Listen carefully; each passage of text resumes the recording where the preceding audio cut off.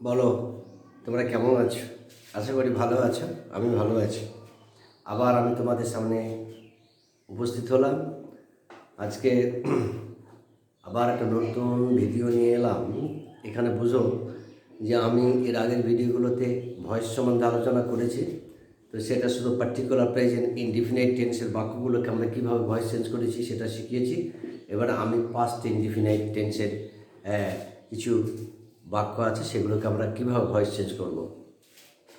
Method বা process একই process, শুধু আমাদের এখানে অক্সিলারি ভার্বের চেঞ্জ করতে হবে। বাকি প্রসেস সমস্ত একটু এদিক ওদিক চেঞ্জ হবে না, সব ঠিক আছে। এবার পাস্ট ইনডিফিনাইট টেন্স আমি বলেছিলাম যে সাবজেক্ট ভার্ব অবজেক্ট। দেখো, এটা হচ্ছে সাবজেক্ট, এটা ভার্ব, এটা অবজেক্ট। হ্যাঁ, আমি বাক্যগুলো তোমাদের যাতে বোঝার সুবিধা হয় তার জন্য শুধু আমি ক্রিয়াটা চেঞ্জ করেছি, বাকি সমস্ত ঠিকই আছে, শুধু ক্রিয়া চেঞ্জ করেছি। তাহলে এখানে আমি বলেছিলাম যে যদি দেখাও যে সাবজেক্টের পরে কোনো অক্সিলারি ভার্ব নেই। অক্সিলারি ভার্ব বলতে কি বলেছিলাম?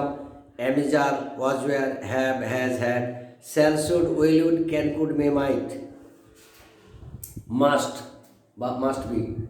তাহলে সেগুলো কেউ নেই। তাহলে এটা প্রেজেন্ট ইনডিফিনাইট অথবা পাস্ট ইনডিফিনাইট টেন্স হবে, এটা তোমাকে ধরে নিতে হবে।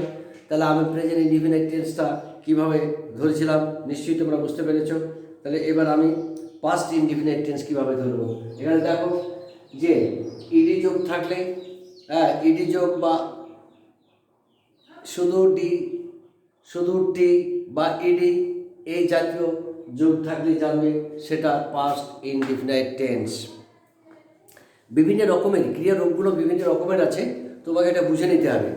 মেন কথা, যদি অক্সিলারি ভার্ব না থাকে, ভালো করে বুঝো, তাহলে জানতে হবে যে সেটা কি পাস্ট ইনডিফিনাইট অথবা প্রেজেন্ট ইনডিফিনাইট। তো পাস্ট ফর্ম যদি থাকে তাহলে পাস্ট ইনডিফিনাইট। এখানে যা আছে played, made, wrote, sang, knew, gave, taught, সবগুলোই পাস্ট ইনডিফিনাইট ফর্মে আছে। তো কিছু কিছু ক্রিয়াপদ আছে যেগুলোর পাস্ট ফর্ম এবং পাস্ট পার্টিসিপেল ফর্ম একই। তো যাই হোক, এখানে আমরা এই বাক্যগুলো অ্যাক্টিভ থেকে প্যাসিভ চেঞ্জ করবো, তাই না? অ্যাক্টিভ থেকে প্যাসিভ চেঞ্জ করবো। অ্যাক্টিভ থেকে প্যাসিভ চেঞ্জ করতে গেলে কীভাবে চেঞ্জ করতে হবে সেটা দেখে নিতে হবে, তাই না? তাহলে দেখো, এবার আমরা এখানে চেঞ্জ করছি, active to passive sentences. Change the following sentences from active to passive voice. আমাদের এটাকে মিশিয়ে দিলাম, এটা লেখার জন্য সুবিধা হবে। তাহলে দেখো, এখানে আমি বলেছিলাম আগে লিখে দেবো, ছোট ছোট করে লিখি, from active voice to passive voice. তাহলে এইখানে বলেছিলাম এক নম্বর নিয়ে বলেছিলাম অবজেক্টটা সাবজেক্ট হয়ে যাবে আর সাবজেক্টটা অবজেক্ট হয়ে যাবে, তাই না? তাহলে ফুটবল, ফুটবল। এবার যে এটা পাস্ট ইনডিফিনাইট, তাহলে এম ইজ আর, এই অক্সিলারি ভার্বটা আমরা প্রেজেন্ট ইনডিফিনাইট টেন্সে নিয়েছি অক্সিলারি ভার্ব হিসেবে প্যাসিভ ভয়েস করার জন্য। তাহলে পাস্ট ইনডিফিনাইট টেন্স যদি হয় তাহলে অক্সিলারি ভার্ব হিসেবে আমরা কি নিতে হবে? ওয়াজ অথবা ওয়্যার। কি নিতে হবে বলো তো? ওয়াজ অথবা wire.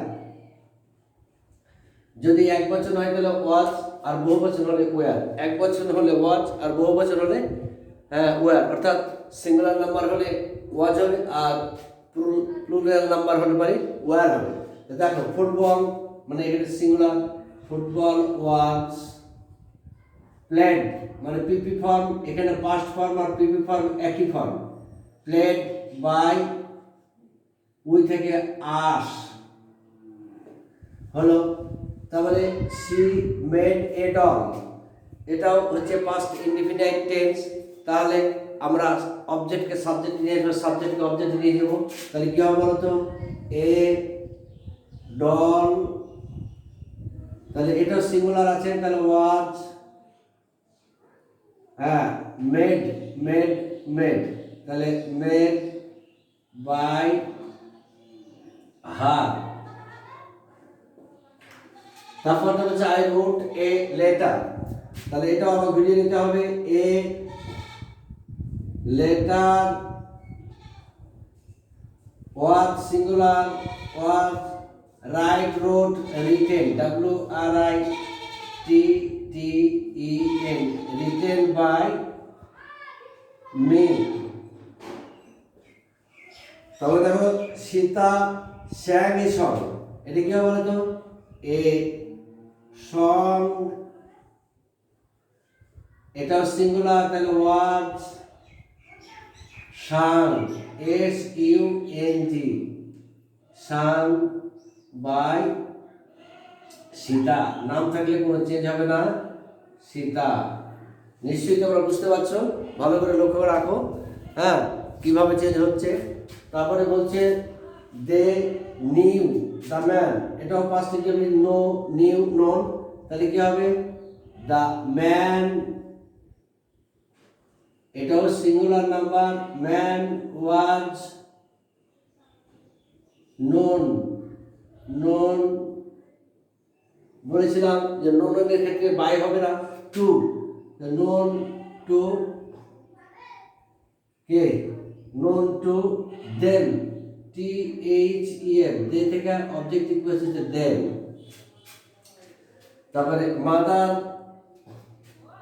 Mother gave me food, এখানে দেখো দুটো অবজেক্ট আছে, দুটো অবজেক্ট আছে, তাহলে যে কোনো একটা অবজেক্ট নিয়ে আমরা করতে পারি।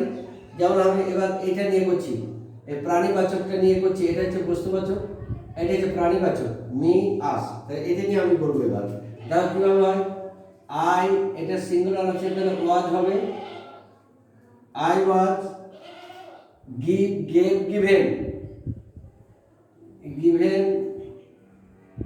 হ্যাঁ, food, food by mother, by mother, mother. একেবারে টিচার টট আস ইংলিশ, এখানে আমরা আস নিয়ে করবো। এখানে যেমন এই আসটা অবজেক্টিভ কেস আছে, এখানেও অবজেক্টিভ কেস আছে, আসের সাবজেক্টিভ কেস ওই, তাহলে আমরা কি লিখবো? ওই, ওই। এবার এটা এক বচন বহু বচন, এটা বহু বচন, তাহলে ওয়াজ হবে না ওয়ার হবে? ওয়ার, ওই were taught, TAUGHT, we were taught English, we were taught English by teacher, TEACHER।